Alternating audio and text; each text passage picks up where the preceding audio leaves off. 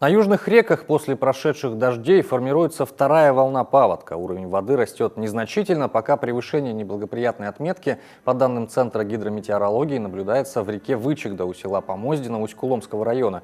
Сейчас вода превышает отметку 585 сантиметров и продолжает расти. Впрочем, жилые дома половодье практически не затрагивает, а потому население не высказывает опасений. Администрация села ежедневно отслеживает ситуацию. Помоздино и населенные пункты высоко находятся. Есть отдельное затопление по Скородуму дом. Один дом в Скородуме и небольшие постройки. Затопления-то они находятся вне русла реки, то есть там нет течения. Никто не обратился, я сам сегодня проездил, где думаю, может быть что-то случится, но нет такого ничего. Последний раз такое половодье в этом месте наблюдали в 2008 году. Впрочем, по словам местных жителей, воды здесь бывало и больше.